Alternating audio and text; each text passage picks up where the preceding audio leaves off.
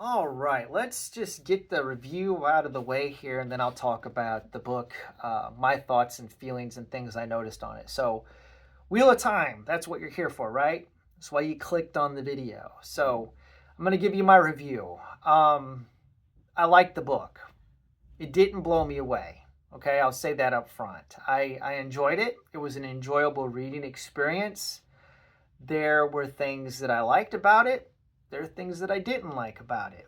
The pluses for me outweighed the negatives, and it wasn't even close. I mean, like, is this a book I would recommend? Yeah, I would recommend reading this book. I think this book, as an introduction to the series, it wraps up nicely. You know, you could probably read this as a standalone if you wanted to, which is really nice. You don't have to read any further. In that regard, it kind of reminds me of Frank Herbert's Dune. Okay, this is where we're going to get into influences. So, Frank Herbert's Dune. There is a whole series attached to this book, but you could read Dune and then not read any of the other books. I feel like you could do the same thing with this. It has a resolution and it wraps up. So, my suggestion to you is read The Eye of the World if you're interested in reading Robert Jordan's series. See if you like it or not. You know, when you get to the end of it, if you go, yeah, I think I'm done, go ahead and stop. I think it wraps up nicely. Now, as somebody that's read Dune, that's not what I plan on doing. I'm going to read the next book and go further into the series. But it's kind of similar in that regard. Speaking of influences, so let's talk about some of the things I noticed as far as influences go. So we'll set Dune aside for just a second. I'm going to talk about Lord of the Rings. Of course, everybody knows this is coming. There is a heavy homage to Tolkien in Eye of the World. All right? There just is. When you get the opening, chapters here, takes place in Two Rivers. Very much reminded me of The Shire. Had a kind of a slow start, okay? Just like Lord of the Rings, when you're reading Fellowship of the Ring. Very similar. We have a rider on the road. Of course, it's one of the, what are they called? Myrddraal, right? These servants of the Dark Lord. Okay, there's another one. The Dark Lord, right? We've got parallels there. The Nazgul or the Ring Wraiths, Lord of the Rings, really kind of bear a similarity to the Myrddraal. They go by a lot of names. Fades. I think they're called Shadowmen.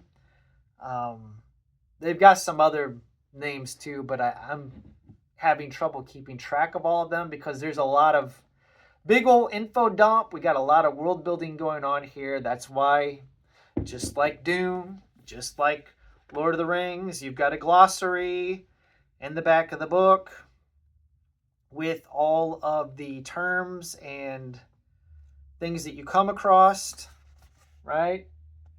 Pretty hefty glossary here, definitions. So, yeah, a lot of world building. Now, so we've talked about the Dark Lord.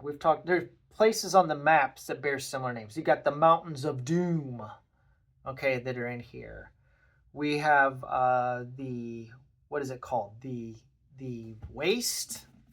What is the wasteland called in this? I can't even remember. The Blight, right? The Blight. The Blight reminds me of Mordor, okay? Now, talked about the similarities to Lord of the Rings. Now we can discuss similarities to Dune, because I noticed those too. All right? All right, similarities to Dune, okay? We've got the Fremen in Dune that live out in the waste, all right? And then in the Eye of the World, we have the Aiel. I think that's what they're called. They also go by the Aielmen. The Aielmen. Let's just read their description from the glossary in the back, if we will. And if you've read Dune, you'll notice, okay, the Aiel. The people of the Aiel Waste, fierce and hardy, also called Aielmen. They veil their faces before they kill, giving rise to the saying, acting like a black-veiled Aiel, to describe someone who's being violent. Deadly warriors with weapons or with nothing but their bare hands. They will not touch a sword. Their pipers play them into battle, the dance with the music of dances, and Aielmen call battle the dance. So, yeah, they bear a lot of similarities to the Fremen. Now, the Aes Sedai, the female magic users of this universe that tap into the one power. The power has been tainted so that men that use the power, they go crazy. Very similar, reminds me of the Bene Gesserit. The Bene Gesserit in Dune, kind of like the power behind the throne. They act as advisors to, the great houses. There's actually an advisor to the queen that is a Aes Sedai in this. So the Bene Gesserit and the Aes Sedai have a lot of similarities. And we'll talk about Rand al'Thor. Rand al'Thor, all right, our protagonist. A lot of similarity to Paul Atreides. And that the people like Paul, the Lysan al-Gaib, the voice of the outer world, who becomes the Muad'Dib, right? The Kwisatz Haderach, a male Bene Gesserit, okay? I think that's kind of what we got going on here with Rand.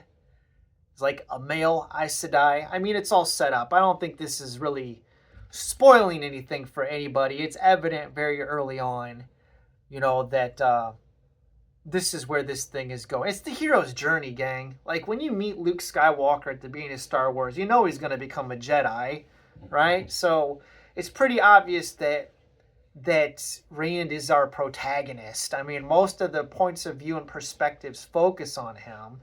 So if you're familiar with the hero's journey trope and everything, like, that this guy is the one that's going to fulfill all the prophecies and everything. I don't think it's a big shocker. So that's not a spoiler, at least in my opinion. But, yeah, those are things I noticed. Now, I want to talk about some of the other things I picked up on. Okay? Which is, this might not be readily, what's the word I'm looking for? Evident to everybody, but Friedrich Nietzsche, all right? Thus spoke Zarathustra. The whole idea of eternal recurrence. I finished reading this and then really started reading this pretty heavily. And you can see I'm not that far in. I'm about halfway right now. But after reading this and then reading this, like, I think Frank Herbert borrowed from Nietzsche, especially when you get to like God Emperor of Dune. And I think Robert Jordan, I don't know, maybe it's just me, but if you read this, you know what I'm talking about. So anybody that's read The Wheel of Time, like, read Thus Spake Zarathustra, and you'll notice things in here about the idea of eternal recurrence, the Superman or the Overman, okay? I don't know how you could talk about like the dragon or the Kwisatz Haderach, like the Kwisatz Haderach and the dragon, right? Are kind of like a Superman, like the Ubermensch. So, and the idea of time being cyclical and repeating itself over and over again. Eternal recurrence. Of course, you've got the Ouroboros, the snake eating his tail, the symbol of the wheel of time. All right. So it's there. I'm not going to go into everything in here and read you philosophy text, but yeah, it just, maybe it's just me. I don't know. Anybody else? Anybody else pick up on that? I don't know. Now let's get into kind of some of the terminology from the book. So just other things I noticed. These are observations. We'll talk about some of the words. So we've got this mountain where the Dark Lord lives called Sheol Ghul. Sheol Ghul. Now Sheol in Hebrew, if you've read the Old Testament of the Bible, Sheol is the abode of the dead. It's Hades. Okay, the Greek call it Hades. In Hebrew, it's Sheol. So Sheol, uh, Sheol Ghoul. So if you are familiar with Batman, right? Batman has an enemy called Ra's al Ghul or Ra's al Ghul. Al Ghul means head of the demon. So this mountain where the Dark Lord lives, okay, Sheol Ghul in the Blight, it literally means like the abode of the dead and the head of the demon.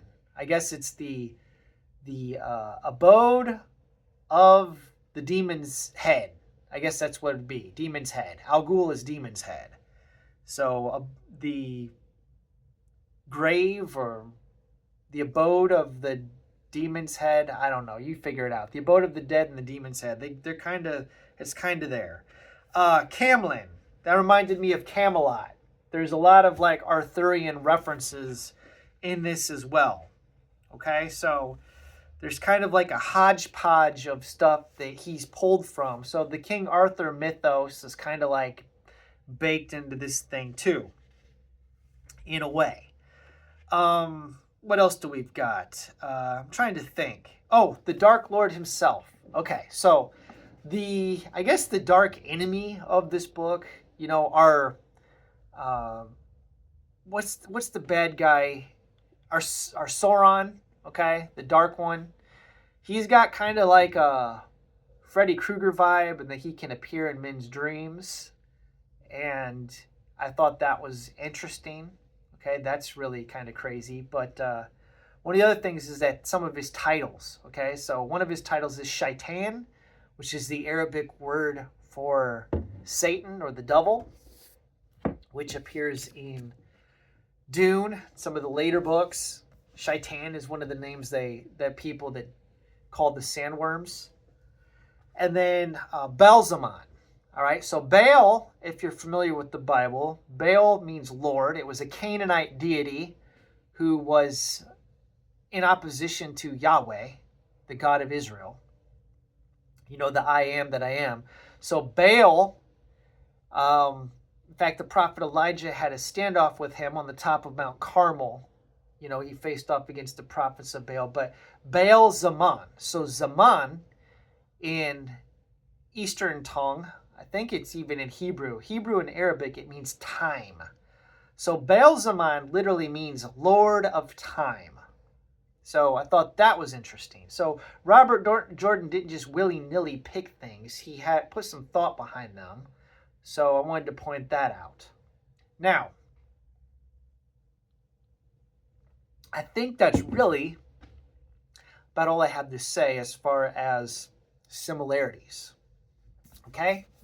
So, overall opinion of the book, I liked it, didn't love it.